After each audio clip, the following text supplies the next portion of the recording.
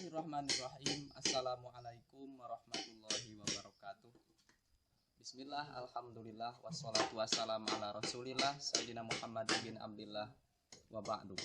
Segenap penonton dan dewan juri yang kami hormati, perkenalkan, saya adalah Diki Muhammad Lutfi dari utusan Pondok Pesantren Al-Muhaimin Cijantung 3. Untuk profil yang lebih lengkap dan jelas, silahkan simak di tayangan berikut ini.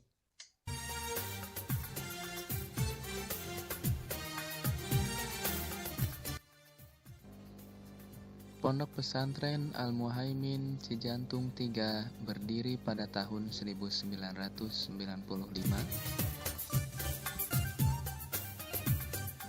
dengan luas lahan 1,2 hektar lebih. Jumlah santri sekitar 105 orang, terdiri dari 75 santri mukim dan 30 santri non-mukim.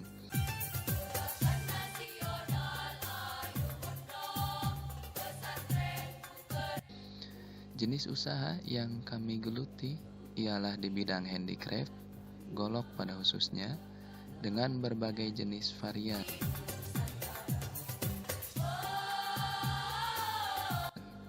Jenis golok palengseran, galonggong, golok kopak rawing, golok betekok, dan lain-lain yang akan dijelaskan dalam video berikut ini.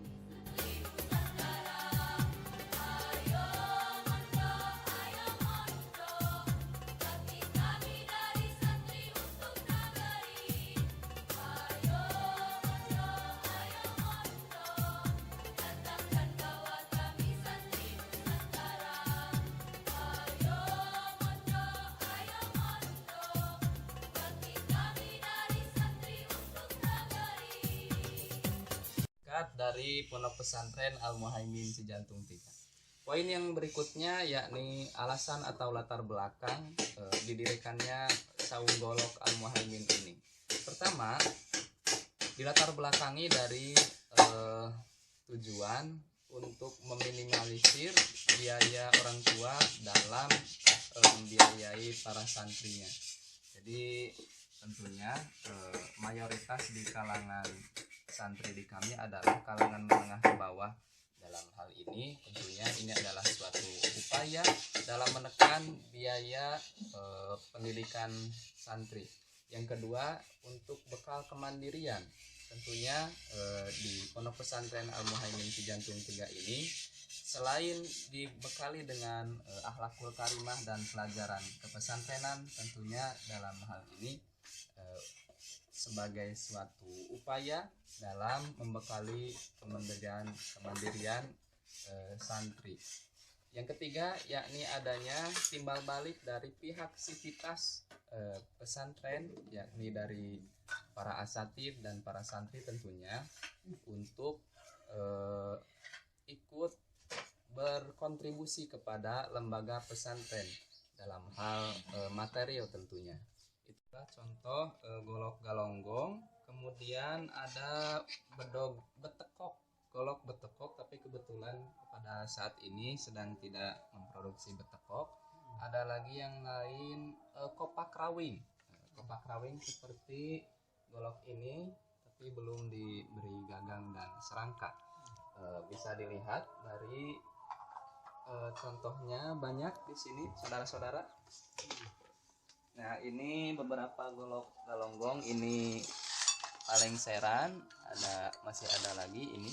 Ya, ini galonggong. Ya. Terus ini juga masih ada, ini galonggong. Ini kopak rawing, saudara.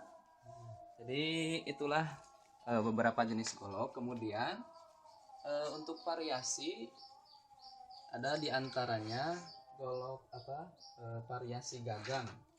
Kalau ini gagang manuk ya. Gagang manuk.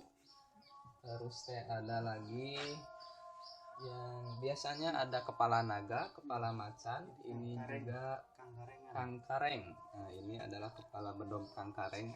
Ada kepala naga, kepala macan, kepala wayang, kepala jengkol, dan lain sebagainya. Itu diantara gambaran produk.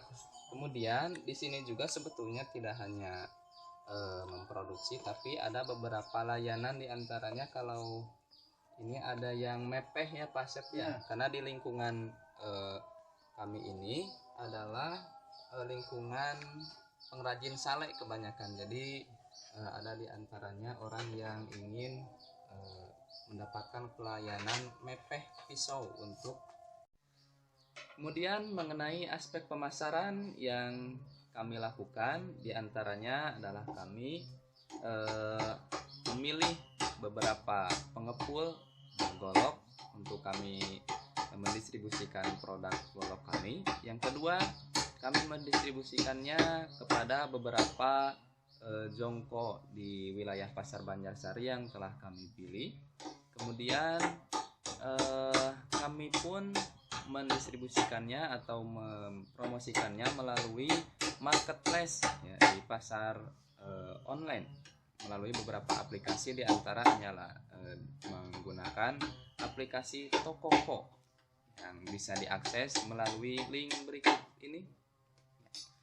Kemudian selain dari marketplace, kami pun mendistribusikannya kepada beberapa petani di sekitar lingkungan sekitar pondok pesantren ini, karena mayoritas profesi dari masyarakat sekitar kami ialah berprofesi sebagai petani dan pengrajin sale.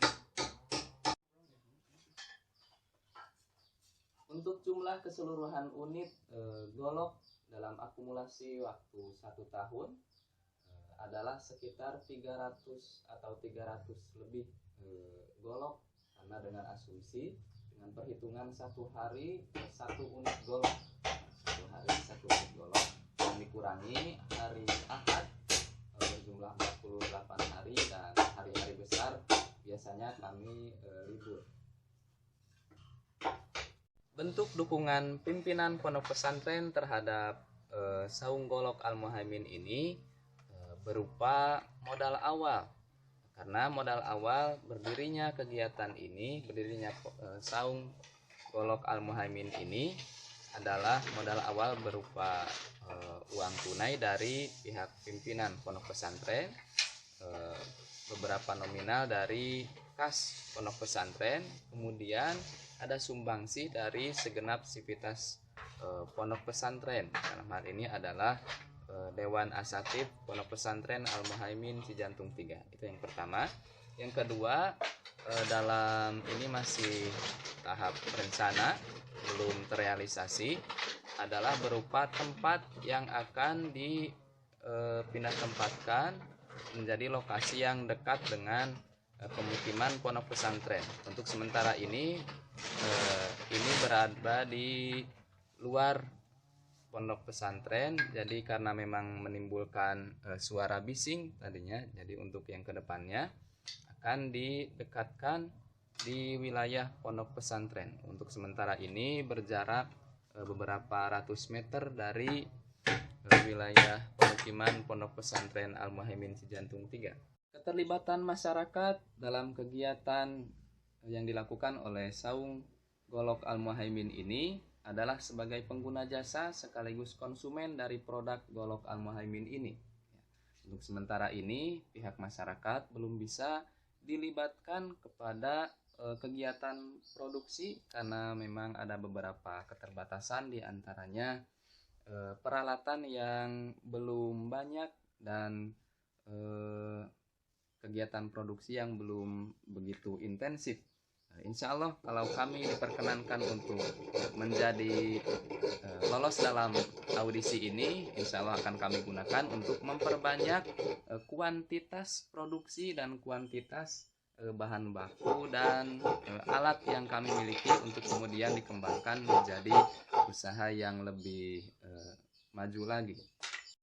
Kemudian nilai-nilai kepesantrenan yang kami tumbuhkan dalam kegiatan ini, yang pertama adalah menumbuhkan rasa ketekunan untuk santri dan segenap sivitasnya dalam menjalankan suatu aktivitas, karena ini memang basisnya kerajinan, diperlukan keuletan dan ketelitian yang lebih daripada kegiatan yang lain.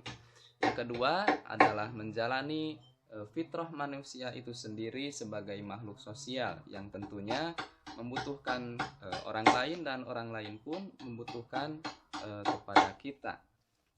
Yang ketiga adalah berusaha ikhtiar dalam mencari atau menjalankan ma'isyah dengan dasar walatansa nasibaka minad dunya.